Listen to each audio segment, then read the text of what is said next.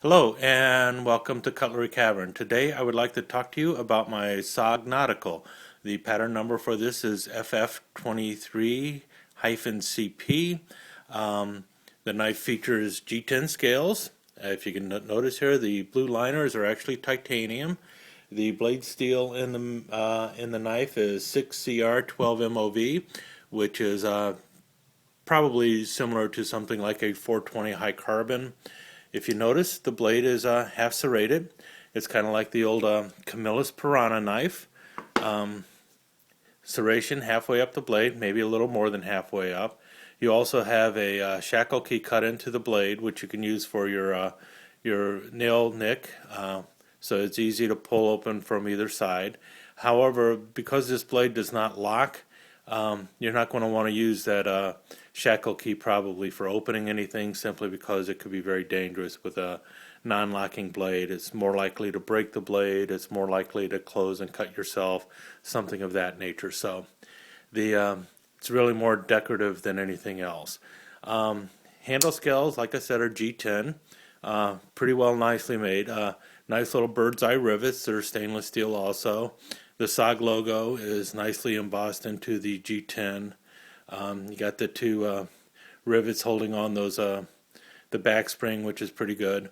They're all kind of flush. You can feel them a little bit, but the overall look of it is very nice. I mean, it's a very nice looking knife.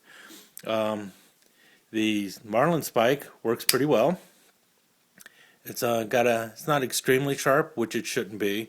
The only problem with this Marlin spike is when you have to close it, you basically have to push this thing all the way down. You got to push the bail all the way down into the blade almost in order to close it. The bail is a little stiff.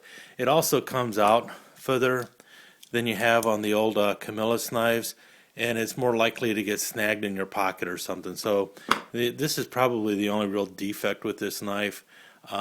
Is the way the bail is attached. The Marlin spike locks very positively. Little wobble this way, and nothing there. The blade, a little wobble when it's closed, nothing bad. No wobble when it's open, so pretty good that way. The only real problem I had with it is the literature for it said that it opens as fast as you can say red on right return, and it gave me the impression that this knife might be something you could open with one hand, but you really can't. It's a two-handed operation, so it's very similar to the old Camillus knives. Very well made.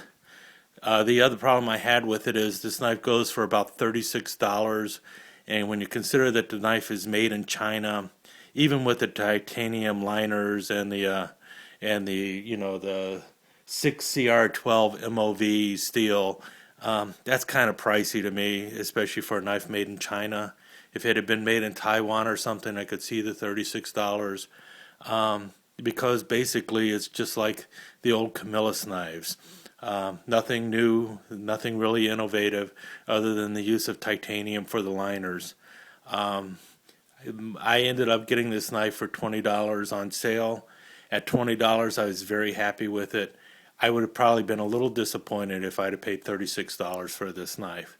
All in all, good quality knife, and if you like SOG knives, I'm sure you're going to like this knife a lot more, simply because it is made by SOG.